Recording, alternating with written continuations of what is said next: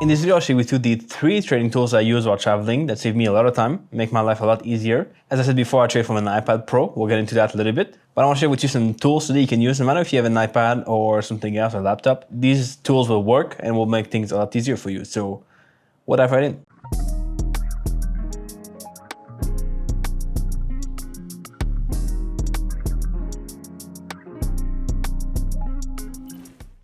I was staying again in a beautiful hotel here in Switzerland. I'll give you a quick look around. Maybe I'll film on the other side with the view. It's really amazing here. So definitely is a plus for that.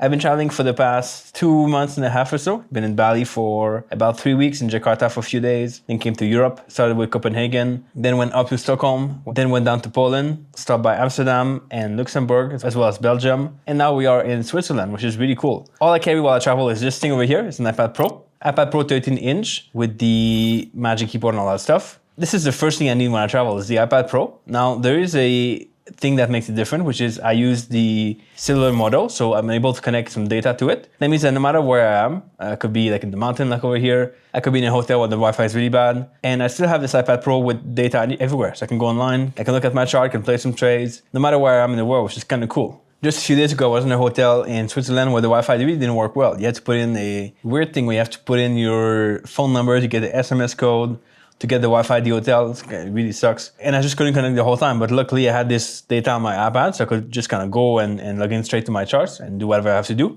without using any hotel Wi-Fi. And sometimes, the Wi-Fi is really bad at the hotel too, so having this definitely helps. If you have to do something more intensive or you're afraid the Wi-Fi will run out on you or kind of shut down, this thing really helps. I've been doing this for maybe 1.5 years now with cellular data. It's just crazy how fast you can go from opening your iPad to go in the chart, straight to your browser. You don't have to connect to anything, which is really, really cool when you're on the go. One of the questions I get a lot though is, why do you pick an iPad as opposed to a laptop? And it really comes down to versatility.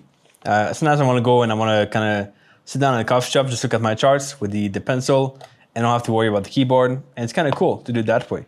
Sometimes I want to go and write some notes, take some notes about my trades, or notes about anything in general, things I got to do, things I got to remind myself, or just kind of journal about growth in general. And it's cool to have that as opposed to a laptop that's always fixed and in one place and that you cannot really do anything with other than using the keyboard to write. I also got to like a lot more the aspect ratio of the iPad for some reason.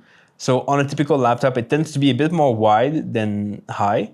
The iPad is in a way where it's like I believe it's like a 4:3 aspect ratio. So it's a bit more high in general, which means you have more view to the top, less on the side, which I'm kind of getting used to more and more. And the screen on this one is like really amazing. It's really bright, it's really clear, and a lot better than other computers I've had before.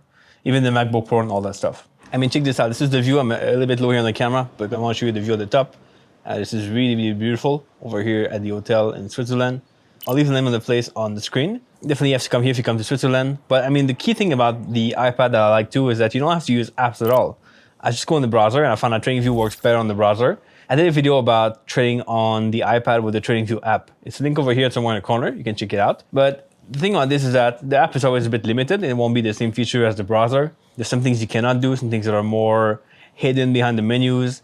So I like to just have it simple where I can go and look at the browser. I get the exact same platform I will get on a computer, and I can do everything I can do on the computer at the same time, which is kind of nice. Pretty much no difference in that, and that's kind of cool. And a big reason why I'm able to do this on the iPad without like having multiple monitors and all that stuff, which we'll get to in a minute, by the way. We'll talk about this in a second here, is the fact that I've built these indicators of the past few years that kind of alert me of trades, and that help me spot my setups so much easier. I don't have to go through charts and look at patterns and draw lines and stuff. I just look at the chart, see if my setup is there with the indicator I've built. It kind of notifies me of engulfing candles, of break of Bollinger Bands, of pullback to the moving average that I trade, the whole moving average. And that just makes things a lot easier to do it that way.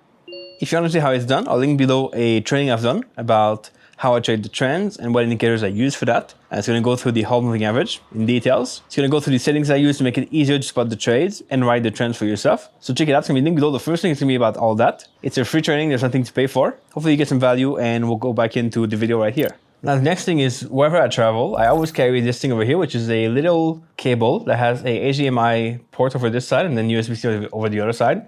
And that means I can connect this to my iPad and connect this to any screen I want. So sometimes if I'm traveling, I want to connect my iPad to the TV at the hotel to have a better screen. I can do it. Or if I'm in a plane sometimes, some of the recent airplanes see they have a HDMI connection. So you can actually connect your iPad in the plane to the screen on the airplane, which is kind of cool. Or if you just have a computer somewhere or you come across a monitor somewhere, you can always connect it to it. And that makes it so cool to have a second monitor to look at things and do a bit more work if you have to do a bit more intense work. You can always buy, if you want, a separate monitor. I've had this before multiple years ago. Kind of cool. It's definitely heavier to travel with, but you can do it if you want, and you can have the second screen next to you to actually look at the charts on a bigger screen, or just do different things on separate monitors if you want to. That makes things a lot easier. So I carry this on my bag. I have another one too, which is more like a hub where I connect to my iPad and connect to other things. This little tool, which is inexpensive, helps a lot and saves me a lot of headaches sometimes. So I definitely recommend that. Now, if you want to see how I trade on the iPad, a bit more tips, check out the tool over here. Make sure you subscribe to the channel if it's not done yet. And I'll catch you back here in the next video pretty soon. Ciao.